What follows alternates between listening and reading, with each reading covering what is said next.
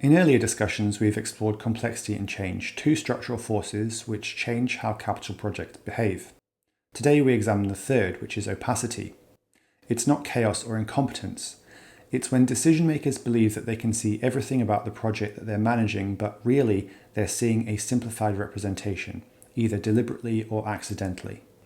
In 2023, KPMG identified visibility across the value chain, both within projects and between them, being a key driver of cost increase, with what it described as a dearth of data sharing and interoperability challenges.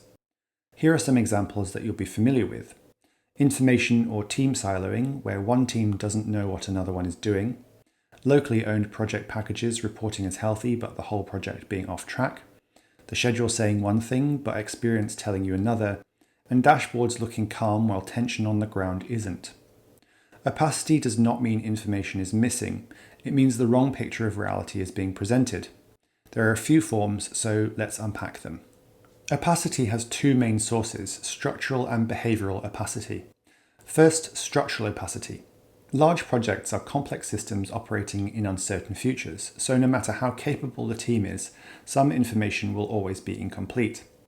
In practice, this shows up when different teams only view their own parts of the project, or data moves slower than the work itself, or dependencies exist before anyone realises that they matter.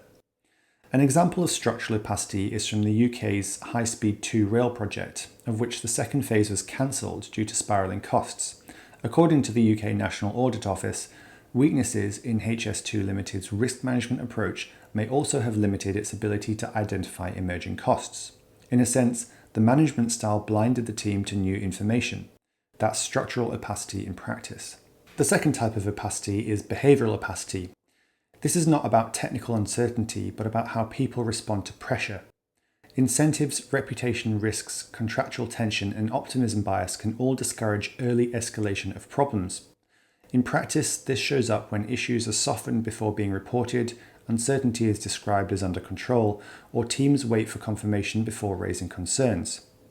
A number of those things can surface in what are called good news cultures, and this is a real thing that the UK government observed in its Lessons Learned from Major Programmes white paper in 2020, citing the pressures that sponsor or delivery bodies are under can make them defensive about the programme or allow a good news culture to develop, which can undermine processes intended to transmit accurate information.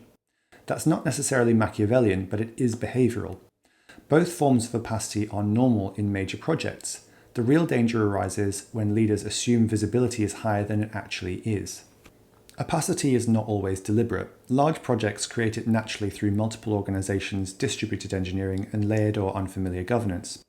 Individually, none of these are unusual. Together, they make it difficult to form a reliable picture about how the system is actually behaving. Here's a tangible example. Engineering drawings move through approval chains that might take weeks. Procurement windows close in days. By the time the system sees the constraint, the option is already gone. Capital projects can be much more opaque than decision makers assume. Naturally occurring opacity can and should be dealt with, and we can do much of that inexpensively with good communication in visual systems. Recognition is the first step. But other forms of opacity can be trickier to deal with. One form to talk about starts when representation is mistaken for reality. One of the most dangerous features of opacity is that it can coexist with strong governance, but the outcomes of strong governance and high opacity are problematic. Opacity pushes managers and teams to manufacture confidence rather than insight. This is a symptom of being unable to see if a situation is predictable or unpredictable. In this case, opacity has caused a form of Cynefin disorder. Leaders may treat an unpredictable situation as if it were stable, locking in assumptions and commitments that later prove risky. Or they may treat a stable situation as uncertain, creating excessive oversight, friction, and inefficiency. These two scenarios arise too easily. They arise when assumptions about roles combine with how we use information. Control depends on seeing the real drivers of performance. That means using tools properly. Project management tools can help reduce opacity to create visibility, that's why they exist. But there's a relationship between how you use a tool and what you think your role is, and that's a double-edged sword. Let's take Gantt charts as an example. They're powerful ways to represent sequencing and coordination when used as forecasts. But when treated as commitments rather than evolving models, they can create a false sense of certainty. If dependencies remain hidden, constraints are simplified, or dynamic conditions are forced into static representations, then leaders may feel informed, yet the project is diverging from the plan. The difference lies in a deeper misunderstanding. When project managers believe that their role is to create certainty, they use tools to try and create certainty where it might not exist. That's hiding dependencies behind blocky Gantt charts or abstracting reporting into traffic light visualizations that don't show the whole picture. It's a reassuring narrative, but it's also a white lie with compound interest. Project management should be about creating structure that allows experts to deploy their expertise and uncertainty to be seen and managed.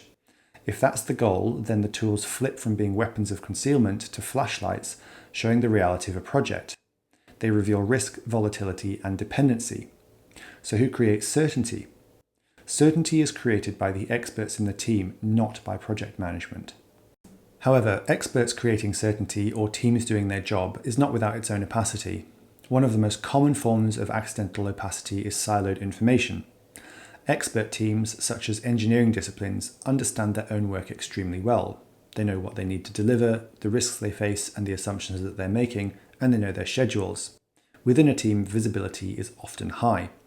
But outside the team, visibility can drop sharply, meaning upstream dependencies, downstream consequences, cross-discipline interactions, and system-wide capacity constraints. Decisions that appear rational locally can create risk globally. Opacity is therefore not a lack of competence, it's a lack of shared sight.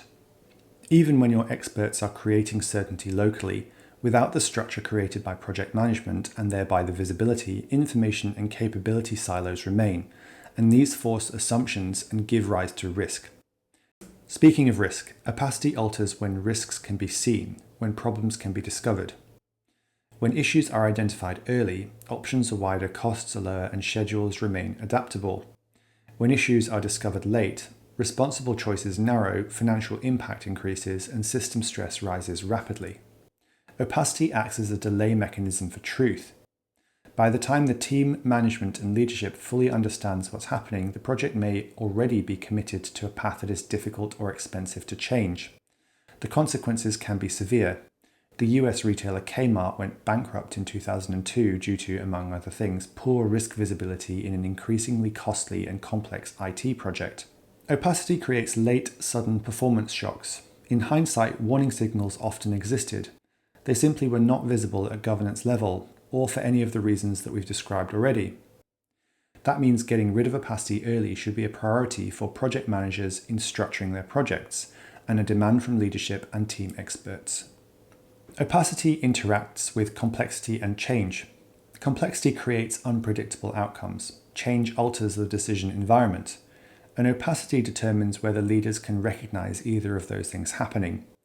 Inherent uncertainty, such as complexity or change, already make decision-making challenging. Opacity reduces the ability to even understand what uncertainty exists. You can manage complexity, you can adapt to change, but if you can't see them clearly, you'll respond too late or in the wrong way.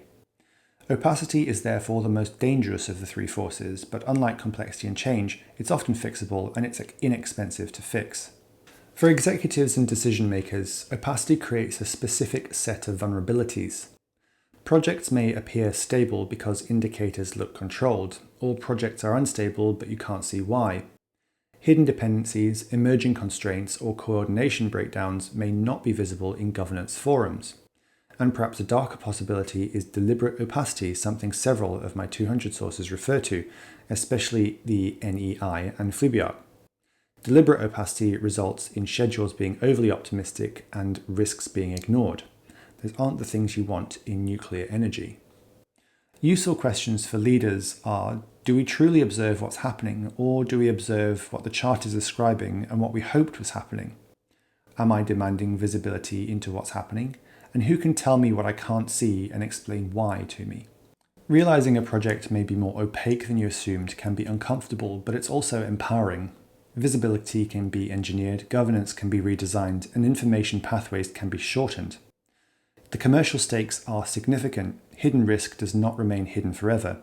It tends to emerge when response options are most limited, and capital exposure is highest. Understanding opacity is the first step towards managing it.